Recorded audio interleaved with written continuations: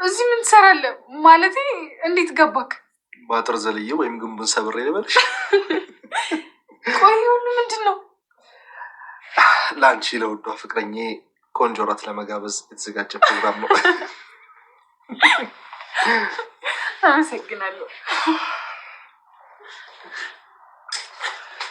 በህይወትሽ ውስጥ ካለው ሁሌም እንደዚህ አይነት ደስታን እሰጥሻለሁ። አመሰግናለሁ።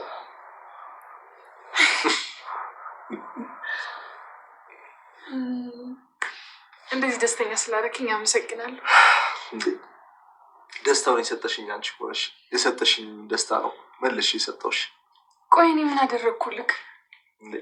በህይወትሽ ውስጥ አንዳንድ ሰዎች የምትፈልጊውን ደስታ በራሳቸው ነፃነት ከሰጡሽ አንቺም ሳትፈልጊ ምላሹን ጥፍ ድርብ አድርገሽ ትመልሽላቸዋለሽ። አመሰግናለሁ።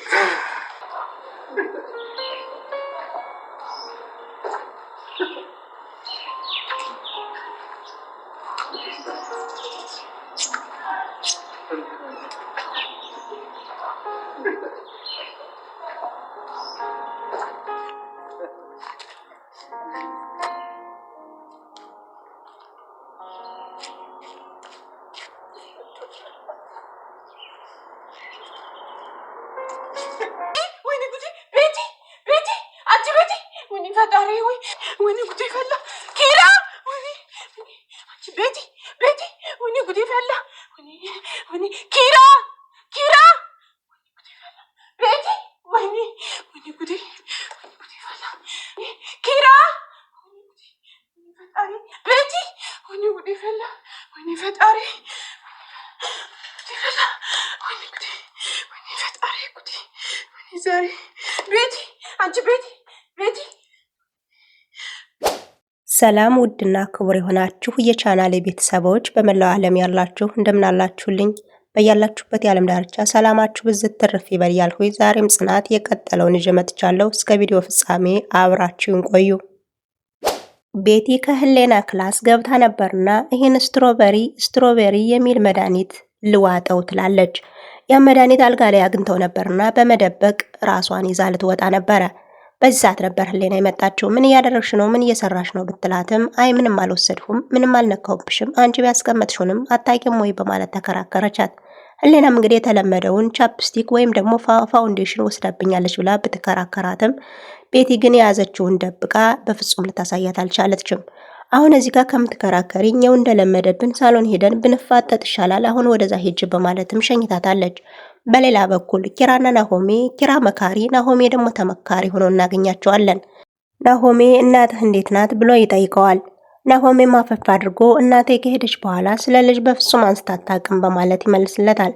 አይዞህ አባቢ በርታልኝ፣ ከወትሮ በተለየ ጠንካራና ብርቱ ልትሆን ይገባል በማለት ሀሳብ ያቀርብለታል። ናሆሜም እንግዲህ ይህ ነገር ይመጣል ብዬ አላሰብኩም። አይ ይህ ሁሉ ነገር የተፈጠረው እኮ ቀደም ብለህ ብትናገር ኖሮ ይህ ሁሉ አይፈጠርም ነበር በማለት ይመልስለታል። እንግዲህ ናሆሜም ማፈፍ አድርጎ ይህ ሁሉ ችግር ይመጣል ስለ ትዳርስ ያወራሉ ብዬ ያስባሉ ብዬ ምን አሰብሁኝ በማለት ሀሳብ ያቀርብለታል። ኪራም እንግዲህ እኔ እንኳን አለሁኝ የፈተና ማዕበል የሚያራውጠኝ፣ ስለዚህ ሁሉንም ነገር ታጋሽ ሆኖ ማሳለፍ አሪፍ ነው እያለ ምክር ሀሳቡን ለግሶታል። ናሆሜም ማፈፍ አድርጎ ተመስገን ፈጣሪ ተተመካሪ ወደ መካሪ የቀየርኸው አምላክ ተመስገን በማለት በማንጋጠጥም ፈጣሪውን አመስግኖለታል። እኛም እኮ ደጅ እንጥናና ጠንካራ እንሁን ጊዜ ዋጀን ብለን ነው እንጂ ለምክሩ እኛ እናንስም በማለት ቤቲ ከግቢው ላይ በጎማ ወንበር ተቀምጣ ኪራ ከስራ መመለሱን ቼክ እያደረገችና እየጠበቀችው ነበር። በዚህ ሰዓት ነበር የስትሮበሪውን መድኃኒት እያገላበጠች እያየችው እየተጫወተች ነበረ።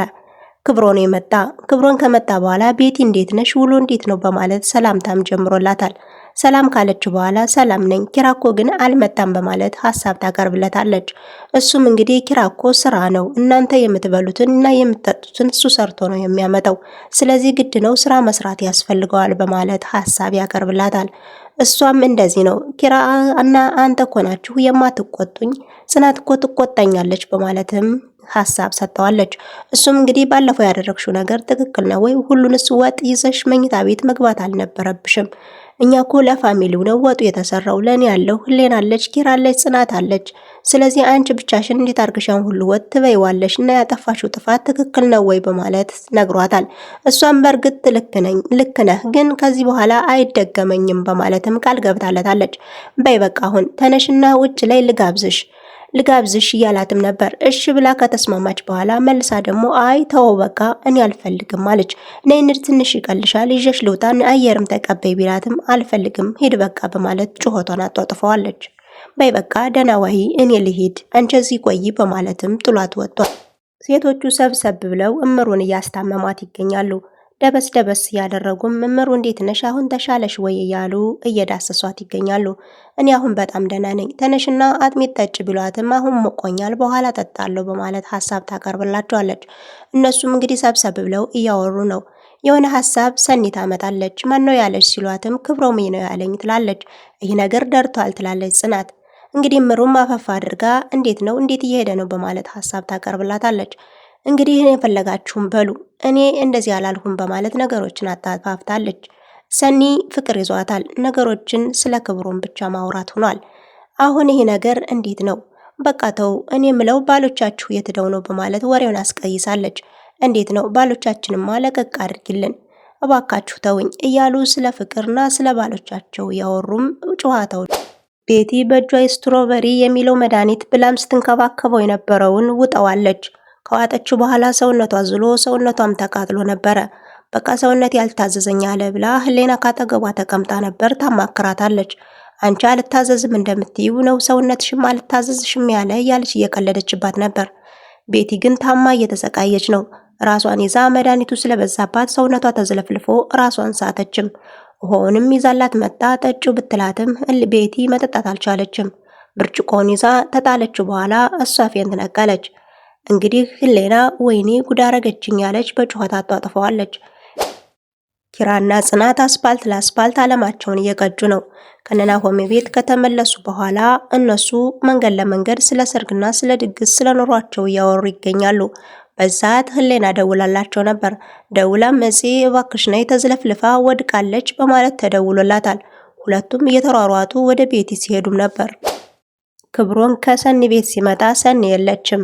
እሷ ከነምሩ ቤት ያለች ለምን ሰርፕራይዝ አላረጋትም አላዘጋጅላትም በማለት አበባዎችን ሻማዎችን ማበራርቶ ጠብቋታል። እንግዲህ መብራቱም ጠፍቶ ደስ የሚል ከረን ያለው ቤት ሆኖ አገኘችው። ይህ ከገባች በኋላ ይህም ቤት የክራይ ቤት እኮ ችግሩ ይሄ ነው፣ ለምን አከራይተውት ነው? እኔ እያለሁ አከራዩት እንዴ ቤቴን በማለት በጩኸት አጧጥፈዋለች። እንግዲህ ክብሮም መጣና አንዴ ቀይ አበባ ይዞ የኔ ውድ አፈቅርሻለሁ በማለት ሰላምታም ጀምሮላታል። ሰርፕራይዙ እጅጉን አስደንግጧታል። በጣም አመሰግናለሁ፣ እኔ እንደዚህ የሚያደርገኝ የለም ነበር፣ አሁን ግን አንተን አገኘሁ፣ የሚንከባከበኝ ባላገኘሁ በማለት በደስታ ተውጣለች። ሁሌም በቻልኩት መጠን እንደዚህ ሰርፕራይዝ አረግሻለሁ፣ እንከባከብሻለሁ በማለት የፍቅር ቃላቶችን አጅጎድጉዶላታል። ኪራና ጽናት ከቤታቸው ከተመለሱ በኋላ ቤቲን ይዘው ወደ ሕክምና አምርተውም ነበር። ከተመለሱ በኋላ እንግዲህ ለክብሮሜ በዛ አለማቸውን በቀጩበት ሰዓት ስልክ ተደውሎለት ነበር። ስልኩ ሲጠራም ሰኒ አንሳው ስትለው አይ ዛሬ ካንቺ ጋር ጊዜ ማሳለፍ ፈልጋለሁ አላነሳም ቢላትም አይ አንሳው ስልኩ ሰው ፈልጎ ሊሆን ይችላል በማለት ቢያነሳውም እንግዲህ ቤቲ መድኃኒት ውጣ ሆስፒታል ገብታለች በማለት መርዶ ሰማ። ምን በማለትም እንግዲህ ሁለቱም ተያይዘው ወደ እነ ኪራ ቤት አምርተዋል። ለናሆሜም ተደውሎ ቤቲ እንደታመመች ተነግሮታል። እሱም በቃ በጧት እንመጣለን አሁን እንዴት ናት በማለት ሰላምታ ጀምሯል። ደህና ናት አሁን ተሽሏታል፣ ከሆስፒታል ተመልሰን ወደ ቤት ገብተናል በማለትም ኪራ ነግሮታል። እንግዲህ እምሩ በዚህ ሰዓት ተነስታ ከእናት ጋር ያወራኸው ምንድነው እናትህ ምን አለች በማለት ትጀምርለታለች። እሱም እንግዜን ማሚ የተወራውን ነገር ረስታ ተኝታለች እንቅልፏን፣ አሁን አንቺ ተኝ ዝም ብለሽ አልነግርሽም ቢላትም እንግዲህ ምን ሆኖ ነው ምን ተፈጥሮ ነው ብላ ብታፋተውም ቤቲ መድኃኒት ውጣ ለትንሽ ተረፈች አመልጣ ነበር በማለት ነግሯታል። ኪራ ከህሌና ላይ መጮህ ጀመረ። ሳሎን ላይ ሁለቱ ተቀምጠው ነበርና እንዴት መድኃኒት ስትውጥ አንቺ ምን እየሰራሽ ነው? ምን እያደረግሽ ነው? በማለት የስድብ ውርጅብኝ ያወርዶባታል። እሷም እንግዲህ ያልኸኝን በሙሉ እሺ ስልህ ሰራተኛ አደረግከኝ ወይ በማለት መልስ ሰጠዋለች። አንቺ ጀብድ እንደሰራ ሰው ደግሞ አፍሽን ሞልተሽ ስታወሪ አታፍሪም ወይ በማለት ብዙ ንግግር ተናግሯታል። እኔ እኮ ቤት ይቀራል እኔ እኮ ወጥቼ ከሰው ሀገር እስከሚሄድ ድረስ እዚህ ልቆይ ብዬ ነው እንጂ አንድየው የምጠጋበት ያጣው መሰለህ ወይ በማለት ልኩን ነግረዋለች። እሷን ለአንድ ደቂቃም ብትይዛት ኑሮ ትማረር ነበር። ምነው አንተ ያዙኝ ልቀቁኛል፣ ምንስ ቢሆን እንዴት እሷን ማየት ያቅትሻል ወይ በማለት ብዙ ቃላቶችን ተናገራት። እሷም እንግዲህ ቤት ይቀራል ወጥቼ ሄድላለሁ በማለት ተነስታም ነበር። ጽናት መጣች። ምን ሆናችሁ ነው የምትጨቃጨቁት ብትልም አላቅም ሂጂና ጠይቂያት በማለት ይመልስላታል። እንግዲህ ህሌናም ያዙ ልቀቁኝ ብላ ጥላው ሄደች። ወጤጤሽን አሳርፊው በማለትም ተናግራታለች። እኔ እኮ ምንድነው የተፈጠረ እያለች ጽናት ተከትላትም ሄዳለች። ቤቲ ሻንጣዋን ይዛ ወደ ውጭ ልትወጣ ያዙኝ ልቀቁኝ ያለች ነው። ጽናትን በጣ በሩን ይዛ አትወጭም፣ በፍጹም በዚህ ጨለማ የት መሄድ የለብሽም በማለት ትከራከራታለች። እንግዲህ ህሌናም እኔ እኮ ብርሃን ተባብሮኝ አያውቅም፣ ሁሌም ይህን ህይወት ማሳልፈው በጨለማ ነው በማለት ያሳለፈችውን ህይወት ትነግራታለች። ጽናትም እጅጉን ተከፍታለች። እባክሽ ምንድነው የሆንሽው ንገረኝ ብትላትም እናንተ ለጥቅማችሁ ነው የምትፈልጉኝ፣ ደስ ይበላችሁ፣ ይህን ቀን ነበር የምትጠባበቁት፣ ያችን ጓደኛሽንም ደስ ይበላት ንገሪያት ልሄድላት ነው በማለት ስለ ጓደኛዋ ማውርታለች። ሁላችሁም የምትፈልጉት ይህን ነበር፣ ይህን ቀን ነበር የምትጠባበቁት እያለች እንግዲህ እንባዋን ተለል ያደረገች ከውስጥ ያለውን በሙሉ አወጣለች። እንግዲህ ምን ጎሎች ነው ምን አንሶች ነው ብላችሁ እኮ ጠይቃችሁኝ አታውቁም። ስለ ጥቅማችሁ ብቻ ነው እንጂ ስለ ሰው በፍጹም አስባችሁ አታውቁም። ምን አውቃለሁኝ እኮ እህትሽን ለማሳከም ነው ብትላትም አዎ እህትሽን ምንድነው የሚያስፈልጋት? አንቺስ ምንድነው የሚያስፈልግሽ? ምንድነው የሆንሽው? ማነሽ? ምንድነሽ ብላችሁ እኮ ጠይቃችሁኝ በፍጹም አታውቁም።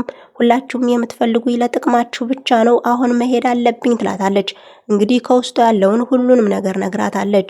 ጽናትም እባክሽ ነገ እንነጋገራለን፣ አሁን በዚህ ጨለማ በፍጹም አልለቅሽም በማለት በተሰበረ ልብ እያየቻት ነው። ከለመንሻት በኋላም እንግዲህ ህሌና ወደ ቤትም ተመልሳለች። ጽናትም በሩን ለቃ ተያይዘው ወደ ቤት ገብተዋል። የዛሬ ቆይታችን ከዚህ ጋር ተጠናቀቀ። የቀጠለውን ይዤላችሁ እስከምመጣ ድረስ እስከዛው ሰናይ ጊዜን ተመኘውላችሁ።